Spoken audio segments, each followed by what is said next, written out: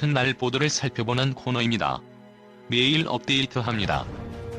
박정희 정부 1970년대 핵무기 개발 추진하다 미국 압력으로 중단. 1998년 9월 28일자 경향신문은 한국이 1970년대 중반 핵무기 개발을 추진하다 미국의 압력으로 중단했다는 사실을 보도했습니다. 이는 비밀 분류에서 해제된 당시 주한 미 대사관과 미국 국무부 간의 오간 전문을 통해 확인된 것입니다. 공개된 문서에 따르면 박정희 당시 대통령은 프랑스에서 플루토늄을 생산할 수 있는 제처리 공장 도입을 추진했습니다. 또 로켓사의 미사일 고체 연료와 로켓 모터 설계 도입 계약을 맺는 등 발사체 개발도 추진한 것으로 드러났습니다. 미국은 한국 정부의 두 차례 핵무기 개발 계획 포기를 종용했습니다. 1975년 헨리 키신저 당시 미국 국무장관이 주한 미 대사에게 보낸 전문을 보면 미국이 한국 정부의 핵개발 포기를 요구한 이유는 다음과 같습니다. 한국의 핵개발은 인접국가, 특히 북한과 일본에 영향을 미친다. 또 소련과 중국이 북한에 대해 유사시 핵무기 지원을 보장하는 결과를 초래할 것이다. 이와 함께 한국이 핵무기를 갖게 되면 한미안보 관계에 불가피하게 영향을 미칠 것이다. 한국의 핵보유는 박 대통령이 미국의 군사력과 안보 공약에 대한 의존도를 줄이고 싶어하는 욕구로 발전할 것이다. 박정희 정부는 미국의 요구를 두 차례 거부했습니다. 그러나 결국 1976년 초 미국의 차관과 지급 보증을 통해 고리 2호기 원자로를 도입하는 협정을 맺고 핵무기 개발 계획을 보류했습니다. 추석 귀성, 선물 대신 세일즈. 1998년 9월 28일 사회면에는 IMF 이후 첫 추석을 맞은 직장인의 서글픈 귀향 풍경을 담았습니다. 추석을 앞두고 귀향 선물 대신 회사 재고품과 판촉물을 들고 고향으로 가겠다는 직장인이 늘었다는 겁니다. IMF 이후 구조조정 대상이 되지 않기 위해 조금이라도 실적을 올려보려는 직장인들의 안간힘이었습니다. 한광고 대행업체 기획팀 이모 씨는 귀성 가방에 모가죽 업체 카탈로그를 가득 채웠습니다. 광고주인 피혁업자가 도산하면서 광고비 1,000만 원 대신 받은 가죽 가방을 고향 친척과 친구들에게 팔려고 한 겁니다. 기사를 보면 자동차 업체 직원은 자동차 카탈로그를 준비했고 한 의류업체 직원은 여름 재고 의류를 팔기 위해 고교 동창들의 연락처를 수소문하느라 바빴습니다. 모 자동차 회사 직원은 비누와 양말 세트 같은 선물을 구입했다고 하는데 이유가 절절합니다. 그는 이런 선물을 돌리면서 자동차 한 대라도 팔아볼 생각이라고만 했습니다. 대한민국이 핵무장을 하면 어떤 일이 벌어질까? 지난 2월 12일 북한은 3차 핵실험을 통해 조만간 핵무기 체계를 완비할 수 있을 것임을 과시했다. 북한의 핵보유는 당연히 대한민국 국가안보에 절체절명의 위기를 초래할 것이다. 대한민국은 핵 파멸이 두려워 핵을 가진 북한의 각종 도발에 제대로 맞대응할 수 없을 것이기 때문이다. 결국 한국은 목숨을 부지하기 위해 비참하지만 북한의 각종 요구에 굴복해야 할 것이다. 이 같은 상황을 피할 수 있는 현재 상태에서는 유일하게 남은 방법이 한국 스스로 핵무장을 하는 일이다.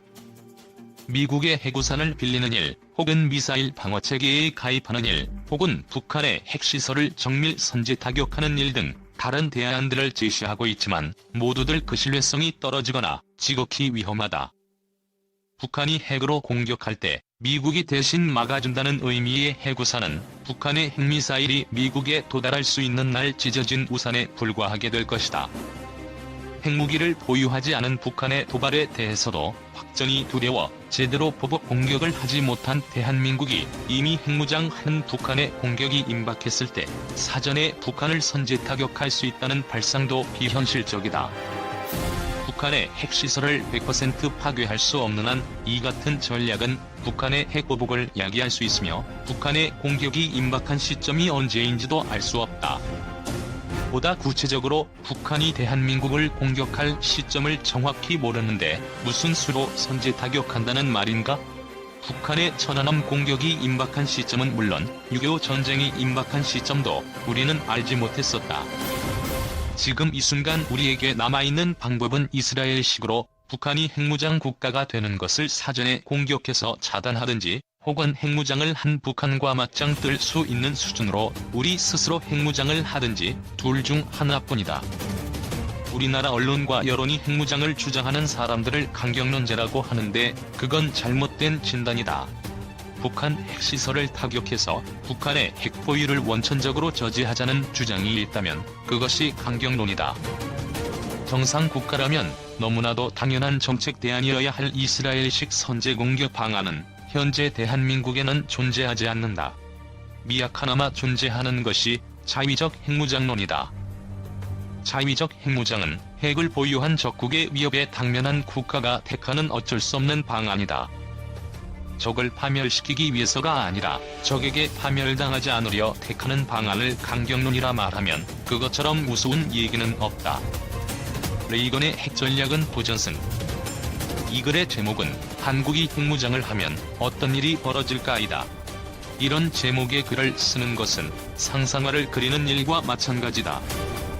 학문으로서 국제정치를 연구하는 필자가 이런 글을 쓰는 이유는 핵전략 그 자체가 상상의 산물이기 때문이다. 원래 전략이란 장군의 기회였다.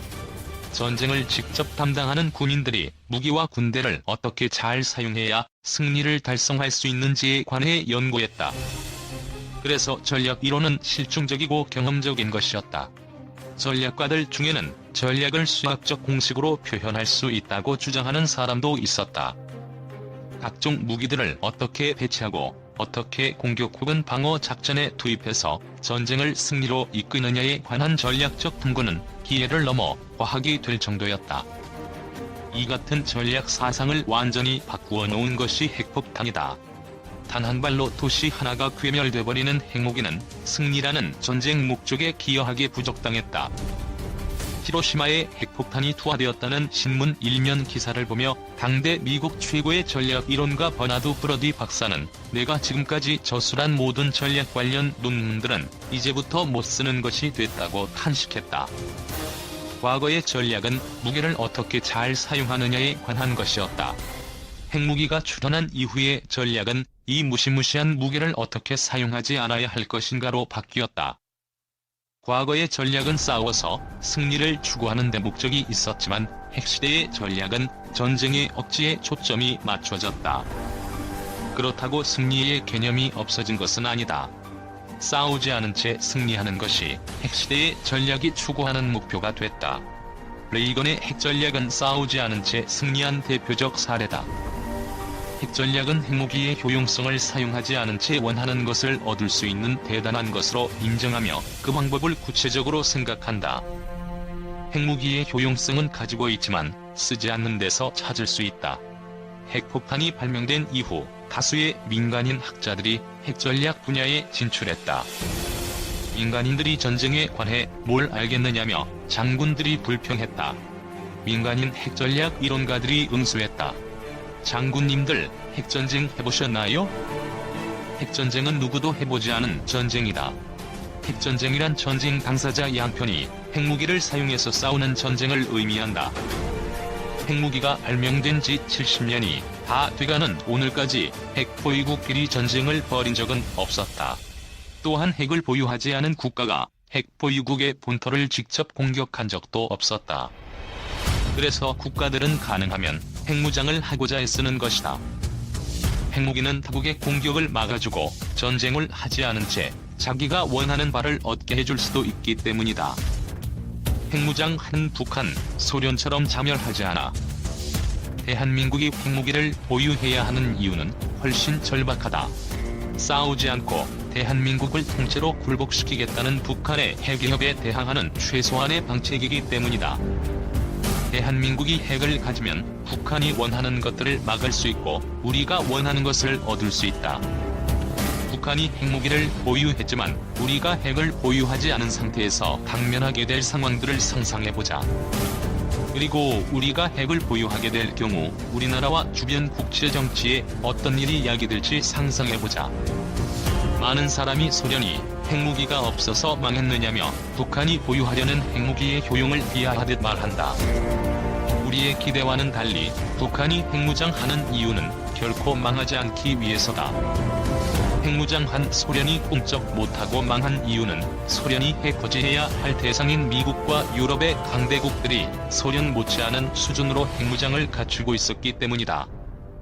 우리도 핵무장을 갖추고 있을 때라야 소련의 교훈을 북한에 적용시키는 것이 가능하다. 대한민국이 핵을 보유하고 있지 않은 상태에서 북한이 붕괴의 위기에 도달한다면 그때가 바로 제2의 6.25 전쟁이 발발하는 시점이 될 것이다. 대한민국이 북한과 맞먹는 핵무장을 갖추고 있다면 대한민국과 전쟁을 벌여봤자 아무런 득이 없을 북한의 지도자들은 비록 권력을 잃을지라도 생물학적 수명이라도 보장받는 편이 낫다고 생각할 것이다. 소련이 그렇게 하지 않았던가? 소련이 원해서가 아니라 스스로 붕괴하는 것 외에는 다른 방법이 없었기 때문이다.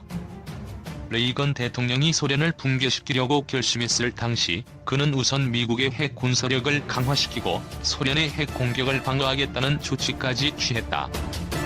열들의 전쟁이라고도 불린 SDI가 그것이다.